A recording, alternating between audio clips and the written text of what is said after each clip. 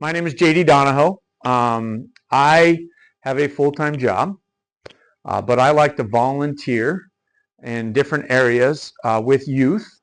Um, I've had a long career, right? So I've worked for a company now, let's see, January 14th be 27 years, okay?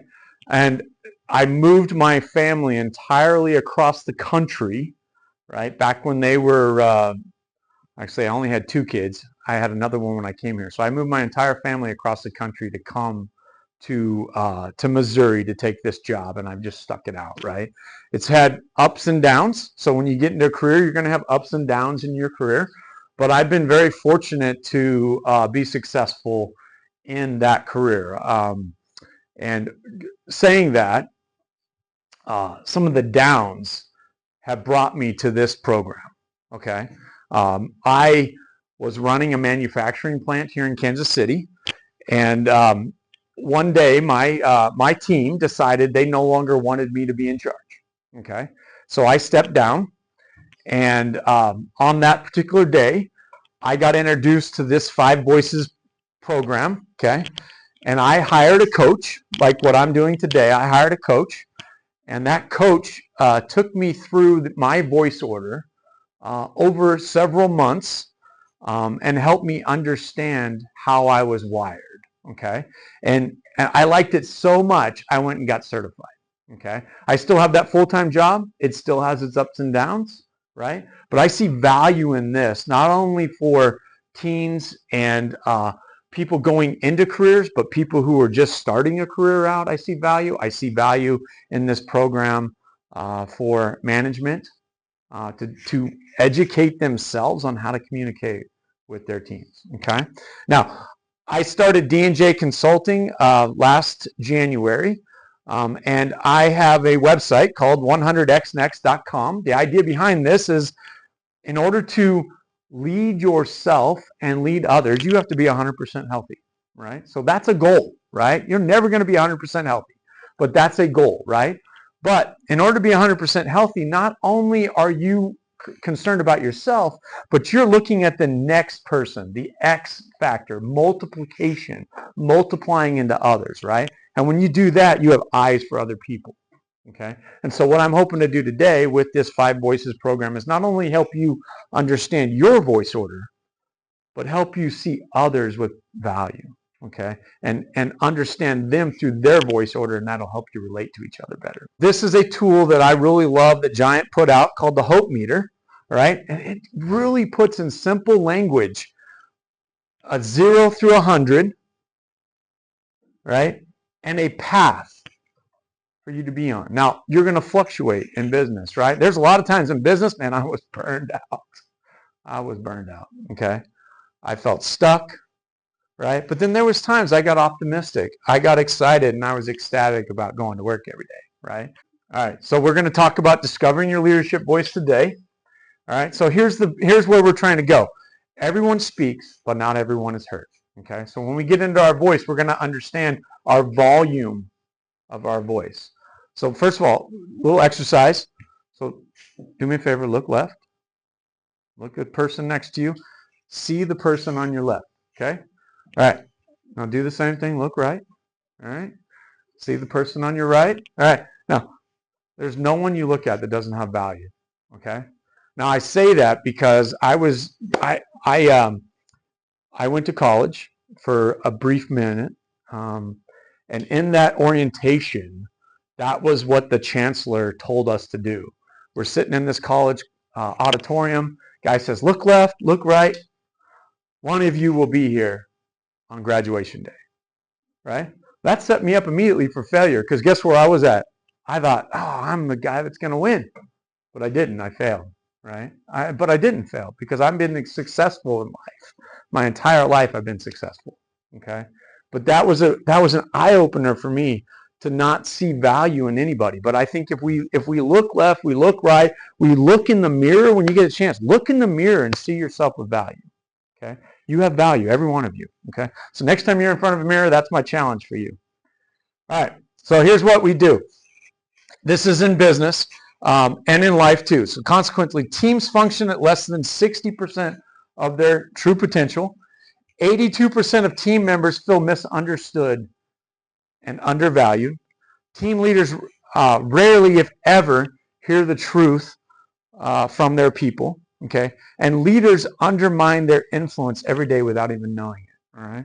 So, like I said, I got asked to step down. It wasn't because I did anything wrong necessarily. It's just I lost the ability to lead those people for some reason. Right. A lot of stress was going on. It was during COVID. We moved our plant from Missouri to Kansas. We lost 20% of our staff when we moved. Right. And the other people that moved with us didn't have a choice, right? They had to go. It was the only place they could do to keep their career going. They wanted to keep their career going, right? But in that process, they blamed me for a lot of different things, and I resonate with this one a lot, right? So here's a little tool you can take home with you. So visualize this tool next time you're in the mirror. What does it look like to be on the other side of me? So when you look in the mirror, okay, are you reflecting how you were created back to you, right? Are you seeing value in yourself? So leaders are proactive, not reactive, okay? They are intentional, not accidental, right? And they are consistent, not inconsistent. So think about different things. Where are you at on that perspective? When you look in the mirror, every time you hit the mirror, you're looking at somebody special. Every time. Oh, here's our hope. What if every voice around your table was truly heard, valued, and appreciated? Every one of you has a different voice order. Some of us are the same. Some of us are wired similarly, but just like a fingerprint, right? Just like a fingerprint. Just like your DNA is different, right? Your personality, how you represent your voice order is different. And then when people communicate well, everything seems to work. Communication depends on each person becoming self-aware. So how do we become self-aware, right?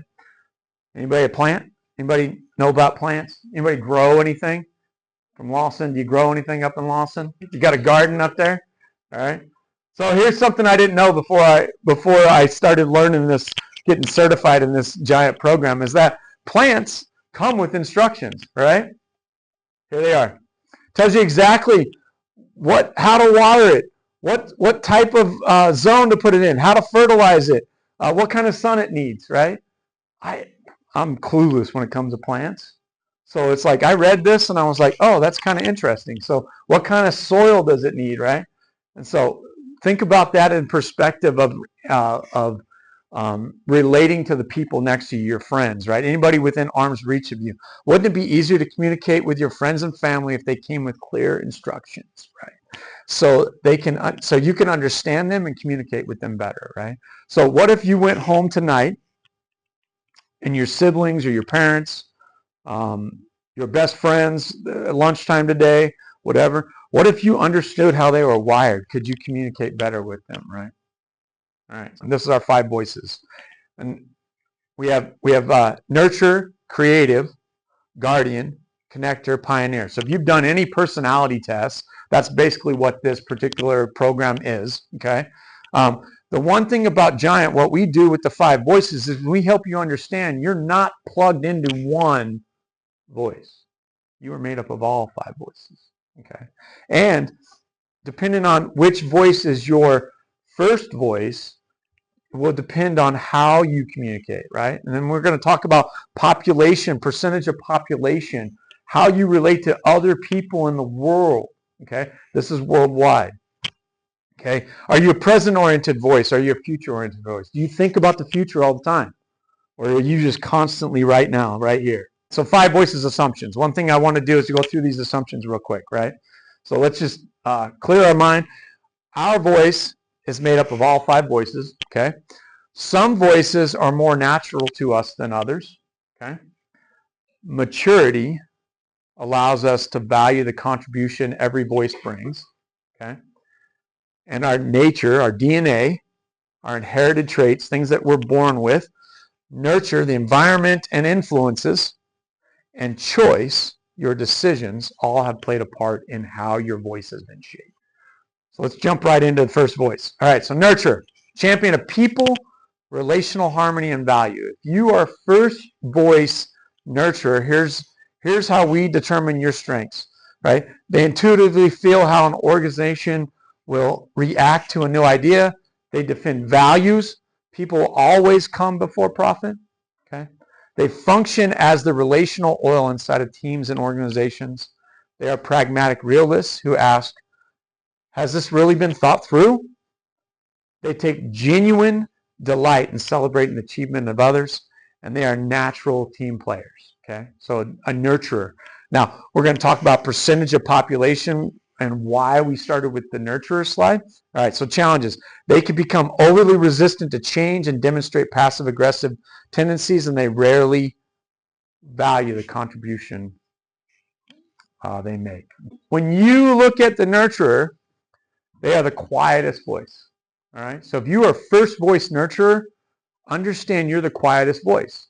If you are the loudest voice, recognize that the nurturer is quiet and they need you to listen to them. Okay, they're not going to speak loud. They're not going to stand up. Okay, they're the champion of people, relation, harmony, and value. So they hold tremendous value on your team because they're the glue that bring the team together. What do you watch out for? Nurturers have a fear of conflict and won't often speak out. So beware of silence. And then how do I empower them? How do other voices, like your first voice is pioneer, your first voice is connector. How do I empower a nurturer? Let them speak first. That's why we went with the nurturer slide first. Affirm their competence and the genuine value of their contribution. Now here's the key. 43% of the population are nurturers. So if you are first voice nurturer, welcome to the family, right? You should be recognizing that you have a huge contribution, a huge value. And they're present oriented, right? So they're thinking about the now. Creative, same thing. Champion of future ideas, innovation, and organizational integrity. They are conceptual architects and love to think outside the box. They function as an early warning radar systems for teams. They see opportunity and dangers before anyone else sees them. So they're constantly aware, right, what's going on around them. They're never satisfied with the status quo. They inherently believe they can always be better. Anybody need 100%? Anybody need 90% is failure? 80% is failure? Man, that's why I am. That's the way I'm wired, right? I expect to be 100% good. Like that saying that's, I give 110%, right? I love it, right? That's just how I'm wired. If the vision is compelling, the word can't is not in the vocabulary, all right? So somebody told me the other day, I'm not going to be able to fly to Philadelphia, right? I went to Philadelphia last week. Somebody told me, you're not going to be able to fly to Philadelphia. It was the airline. They canceled my flight. They rebooked me. They rebooked me a day late, right? See what I did? Can't is not in my vocabulary. I drove. You know how far Philadelphia is here? It's a long way. 19 hours. All the way through. I drove all the way through. All right. So can't is not in my vocabulary. All right. So they exhibit a strong social conscience and desire for personal and organizational integrity. They hold value. Right. Value is important. But they have challenges too. They often struggle with the fact that people never fully seem to understand my ideas. So you ever speak up in a group and you talk and then somebody else shares a similar idea and the teacher hears them before they hear you, or your friends hear them before they hear you, right? That's because you're wired this way. People never really seem to fully understand my ideas. And being internal perfectionists, they can often fail to celebrate 90%. They're always looking for that 100%, okay? Creative. Second voice, second quietest voice. So if you're first voice creative, you got to recognize that you have a voice and you need to stand up to be heard. They are future oriented. They make up 9% of the population, so a smaller percentage than nurturer, okay? 43% versus 9%, right? What to watch out for. Creatives can struggle to communicate effectively and have idealist perfections. So if you're a creative and you're always needing that 100%, you're always needing to be perfect, you got to kind of let that go a little bit. All right? And then how do you empower them? Don't judge them on what they say first. Help them communicate their ideas. Let them know it's okay to be wrong sometimes. All right? That 100% requires them to be right. in their mind. Guardian, next voice. So guardian is champion of due diligence, resources, and efficient systems and processes. Right? This is your analytic person, right? They will have a relentless commitment to ask difficult questions. If you're first voice guardian, you're constantly asking questions, right? They will always seek to honor the past. So they know how things have come through, and they want to honor that, right? They accept as personal the commitment to deliver projects on time and on budget. So if you're part of a group project, a guardian is the one saying, hey guys, we only got an hour left to get this project turned in. Let's get it done, right? They have the ability to detach decision making from personal sentiments. They don't feel, right? It's the task. Get the task done. They don't feel it, right? Internally. They are naturally risk averse, asking, is it worth the risk or the investment? Okay. And they respect and value logic, order, systems, and repeated processes. So if you are wired this way, your friends are wired this way, recognize that in them. Okay. And then their challenges. Their desire for truth and right decisions can sometimes override the feelings of others, and a lack of tone and tact can undermine their relationships and effectiveness with others. Meaning, sometimes a guardian will just blurt out what they feel, what they want to say, without feeling how other people are going to react to it. So if you're wired first voice guardian, there you are. So here's how the guardian's wired. Third loudest voice, okay? Champion of due diligence, resources, efficient systems, and processes. They are present. They're also present-oriented. They're here right now. 30% of the population. So mash the nurture and the guardian together. What do you have? 73% of the population. So if you look at the world, most of them are nurturers and guardians. Okay, most of them. All right. They are risk averse, can be negative, and bring excessive critique. All right. And how do you empower them? Welcome their challenging critique and commitment to due diligence. So recognize their strengths and invite them into your group because of those strengths. All right. Connector. Champion of relational networks, internal collaboration, effective communication. Here's some of their strengths. They are persuasive and inspirational communicators. They are wired to be in front of people, right? Most people don't like to be standing in front of people. Connectors love it. They're highly effective at rallying people to causes and things they believe in. Hey guys, we're going to Andy's Friday night. You coming? You coming? You coming? You coming? You coming? Going to Andy's. Let's go. All right. They are incredibly resourceful. Whatever we need, I can get it. I have a source, right? So as you get into business, man, you're looking to partner with people, and you're looking to partner with those people that can get you to that next level. That's a connector. They have the capacity to maintain a large number of relationships. So they're the person that has like 1 million followers, right? They know how to connect with people and their aspirations. Challenges. Notice there's 3 challenges, not 2 with this one, right? So they have a lot of challenges. They need appreciation and credit for making key connections. Are you aware of what I've done? Did you know that I brought everybody here to Andy's? No, you didn't even tell me. You didn't even tell me thank you. Their people-pleasing tendencies mean they are often struggle at being effective, and they often struggle to hear or engage fully with critical feedback. Okay.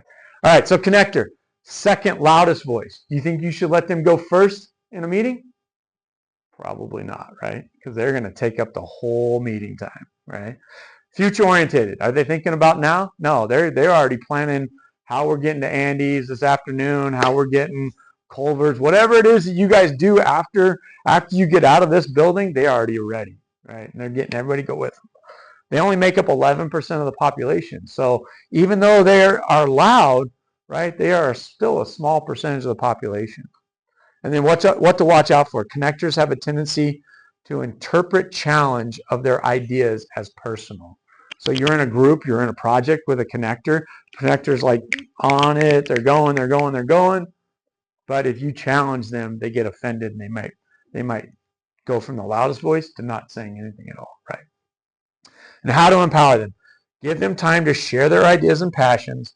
Appreciate before you critique. Pioneer is a champion of strategic vision, results, and problem solving. All right. They approach life with an anything is possible attitude.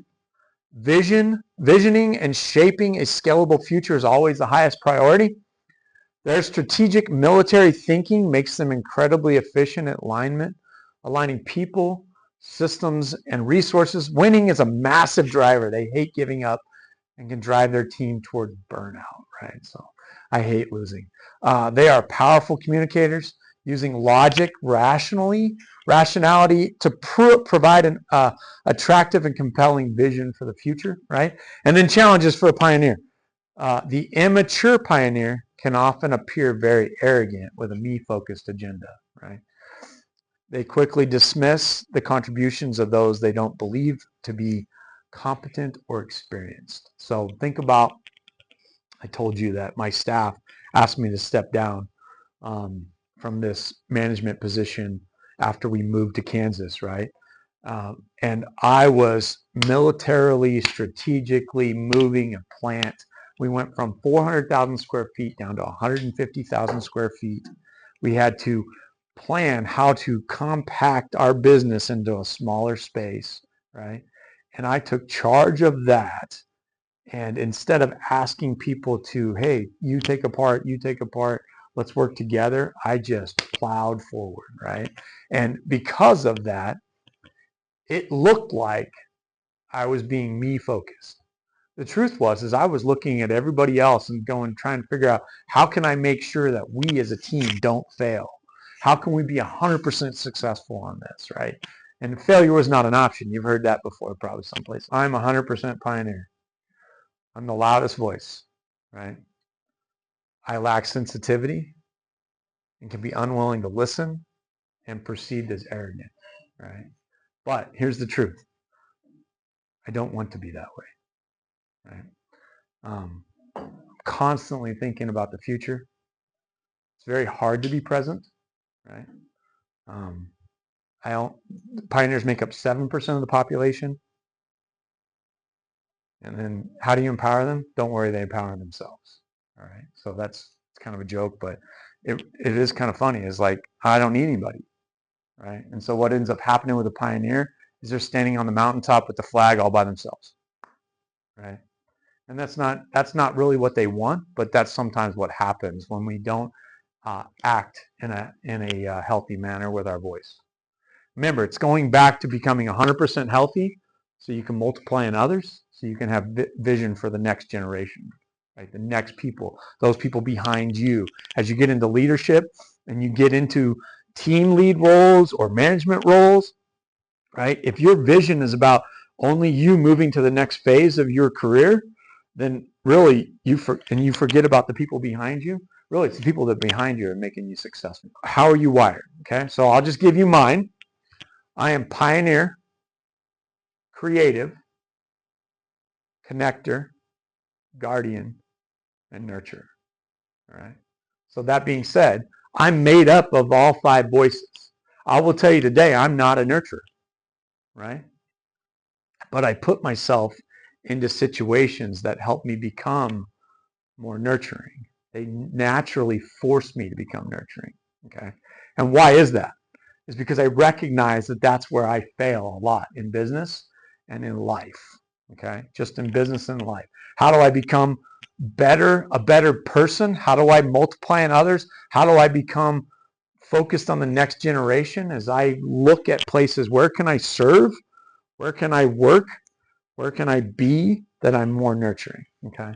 So if your first voice pioneer, your natural voice is pioneer, but your unnatural voice is nurturer. So if you can operate more as a pioneer with nurturer tendencies, right, you're going to speak to more people in the population, okay?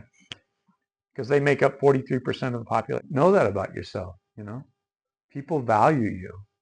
And when they give you power, right, when they empower you to use your voice, right, they value you and how you're wired.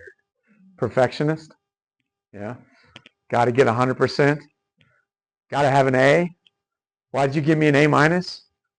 Why is that minus on there? I expected a plus. Can you just put a plus on here for me? Right? I'll tell you, I wasn't a good student in school. Right? I probably averaged C's and B's. When I went to my counselor, they told me, it goes back to that look left, look right. Right? they told me that I shouldn't go to college, right? I was raised by a single mom. If I know what I knew today, let's see, how do I say that? If I knew what I know today back then, I would have taken a whole different path, right? I watched my kids grow up and go through the same stuff that I went through and get encouraged to go to college because they got great grades, they were good students, right? But for me, for whatever reason, and there was not a lot of opportunities available to them, right? I had a good job, so I had good income. So scholarships just weren't popping off. So it was like, you're going to have to go to college. You're going to have to pay for this. I got one kid went a semester and a half, and I still owe $30,000 on his student loans, okay? So back when I was your guys' age and I was talking to counselors at school and they weren't encouraging me to go to college, right? If you think back on it, I was raised by a single mom, no dad in my life, right? Low income. I could have gotten college paid for today, left and right, you know? I could have gotten a degree, right? So I've always kind of fought for my own highest possible good. And I didn't allow those negative voices to drown out how I wanted to be successful, right? So sometimes goalposts move on projects and it's not anyone's fault, right? So when I set out to move the plant, remember I was moving 400,000 square foot building into 150,000 square foot building. When I set out to move in, I had in my mind, it's peak of COVID. This is April of 2020. We got the keys, April 1st, right? I had in my mind that once COVID passed through the system and everybody was back to normal, we would start our moving, right? And we would give us a year and a half, right? We'd be moving in the building.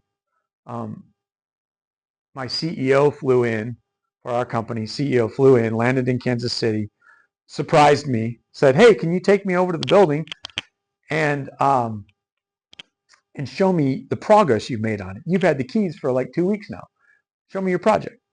I'm like, "Yeah, sure, no problems. Come on over." I picked him up at the airport. We drove down to the building. We walked through, and he asked me, "So what's your timeline on this? What do you think it's going to take? How long do you think it's going to take you to get fully operational in here?"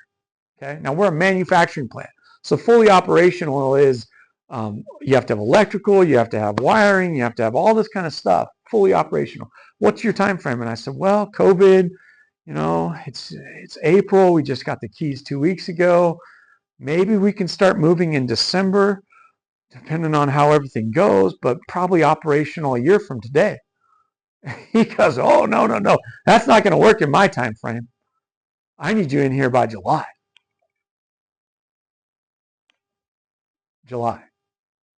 So immediately I went into that pioneer mode. We're going to attack this. We're going to get it done, you know.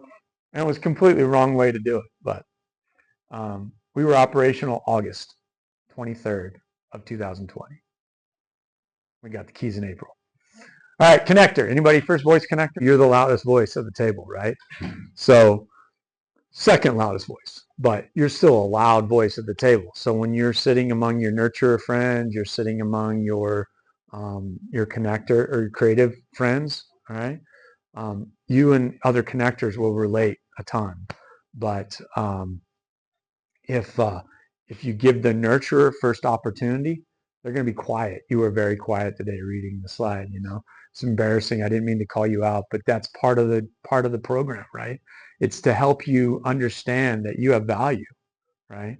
And that we want to hear your voice. So we want you to be sharing your ideas because you bring tremendous value to the team, right? You also bring tremendous value, but recognizing, giving her space, right, to share her thoughts and encouraging her along the way, it's going to tremendously help you on team projects, right? All right, last one, pioneer. Anybody first voice pioneer in here? All right, we got a couple of them in the next class. All right, so this is me to a T. Find a nurturer and ask them to mentor you in how they see the world.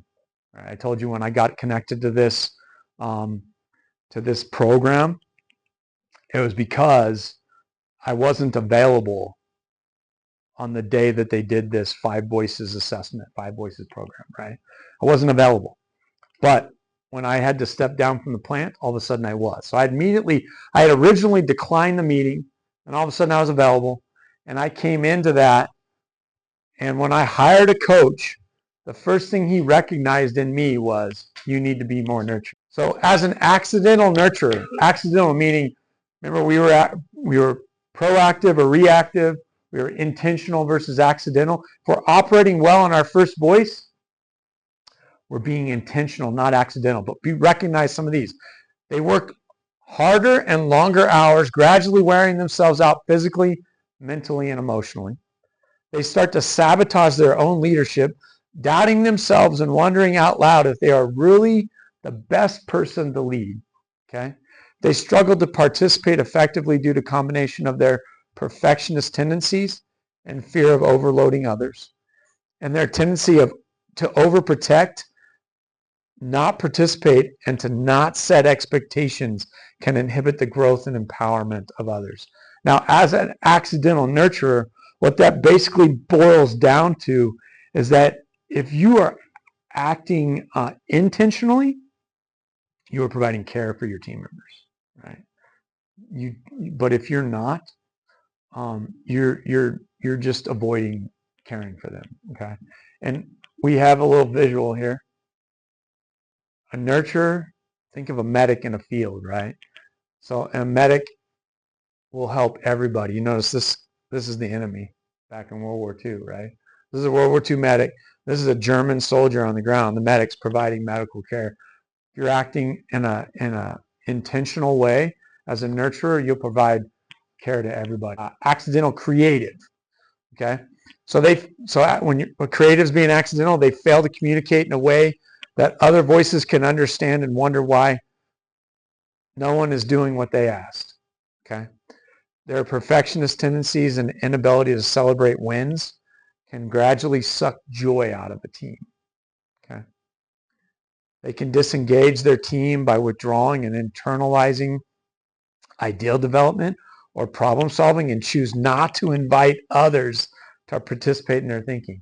So you're constantly go, go, go. You're constantly thinking, and but you're not sharing those ideas vocally, or they're not clear, right? Maybe you're speaking, but they're not hearing you.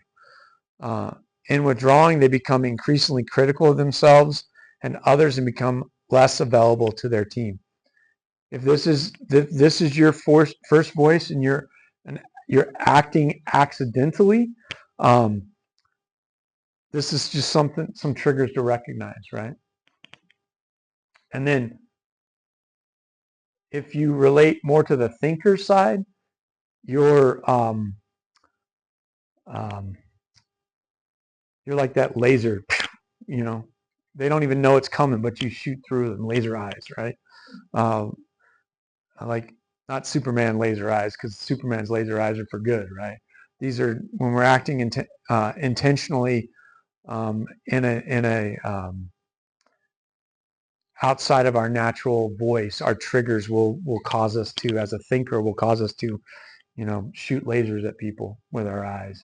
If we're a feeler, we hulk up our feelings, right? So if we're naturally wired as a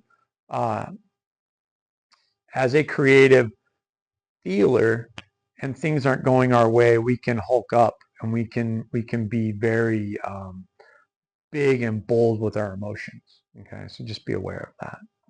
Right. The one thing I relate to at Hulk a lot. As a pioneer, I've always been in charge, and so I'm a pioneer creative. So I'm a creative, not feeler, but I'm a thinker. But I can have feeler tendencies, and I can hulk up like the best of them. Right? It's really sad. But what's interesting about this is when I recognize it, right? There's a saying in one of the Marvel movies. They said, "Hulk, we need you to get angry." And he goes, "Don't worry, I'm always angry." Right? So if you're wired as a connector feeler, as a creative connector feeler like that, right? It doesn't take much to trigger you. Right? You're just constantly trying to push those anger feelings down, especially when you're not being heard, right? And they're one of the quietest voice, 9%. Remember, accidental guardian. They become hard driving taskmasters. Nothing is more important than working hard. They overwork and expect others to do the same to meet the agreed deadlines. They become more aggressive in their questioning and decision making, which can also often cause offense. They start to micromanage projects and people so that they can feel in control. They often take on the work of their team due to lack of trust in their competence of others. And they can close down new ideas too quickly when they don't have information and become rigid to previously agreed upon plans. Okay, so think about that for a second. If you have guardians in your world and you're feeling this from them, recognize that, right? So the guardian's trigger is an interrogator. If I can get to it. So this is a movie scene where the guy's interrogating. I don't know if that's James Bond or not, but they're interrogating him, right? So guardian can be an interrogator, can constantly be hitting you with thoughts and ideas and helping you, not really actually even helping you, just constantly berating you, trying to get you to get on task, right? Accidental connector, excuse me. They wear themselves out trying to be a perfect leader for everyone.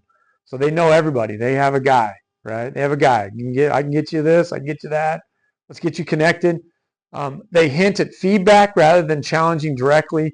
When the hint is not heard, they have a tendency to erupt like a volcano. So that's the Hulk side of it, right? But think about it.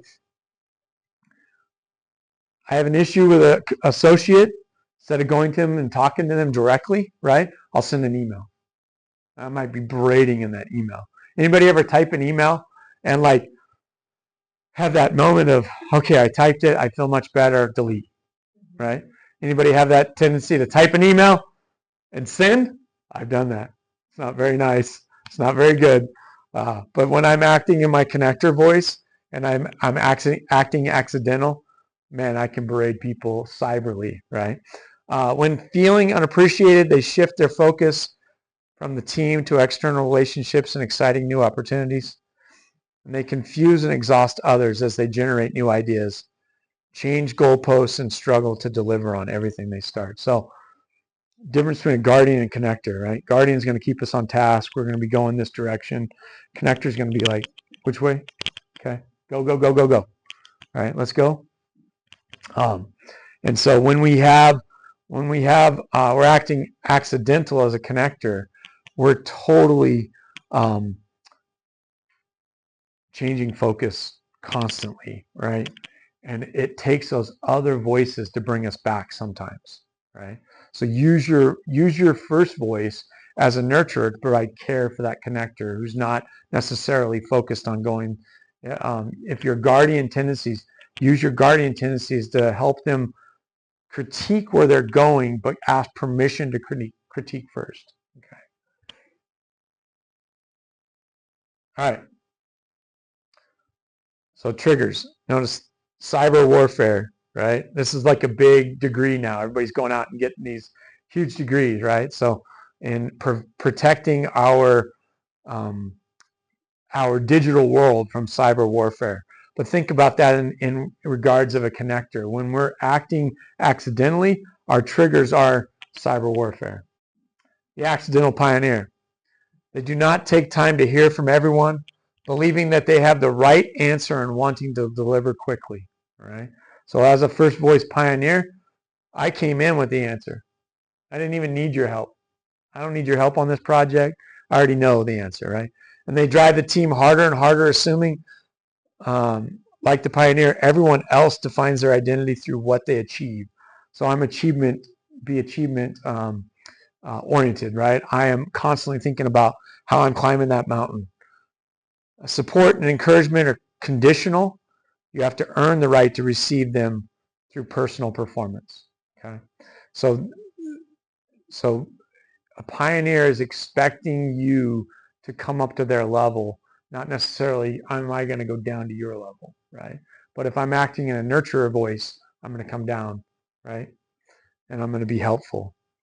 They dominate the agenda and become overly aggressive in team discussions, closing other voices down. So you might have friends that are wired this way, Think about that um, when you're in a situation where a pioneer is just like running the show, right? You can help them understand that this is not where they're at, where they should be at. Okay.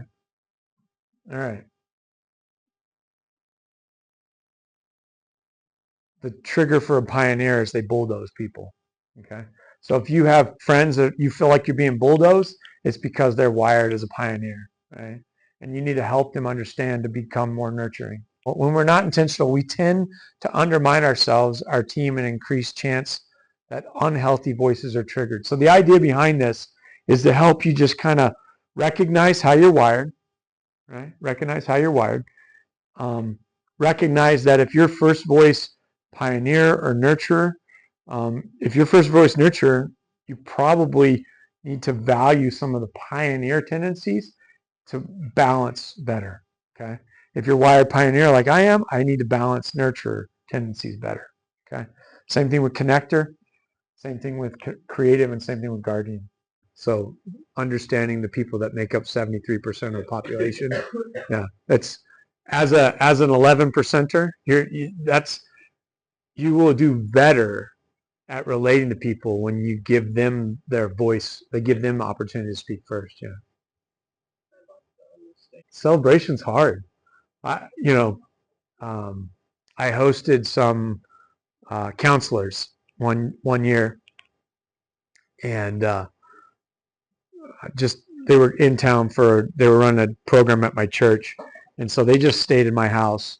I didn't really do anything. I cooked them dinner, just talked to them every night, and in the end, one of them was completely like giving me praise, telling me how good I did, thank you for everything you did. And I kind of like went into my shell because I like to be praised, but it's embarrassing, right? Sometimes. And so so that was one person, was of the two people that host. The second person recognized that I was stepping back, and I was not accepting that praise well, right? And it's because I love serving people, like high schoolers, middle schoolers. I work at Shoal Creek Community Church as the high school and middle school director there as a volunteer, right? And so I love that I can volunteer to do that job, right? Um, but I don't like people standing up and saying, "Hey, man, congratulations for doing that job." That doesn't do anything good for me, right? Um, but yeah, it's interesting to see how we're wired to want 100% all the time.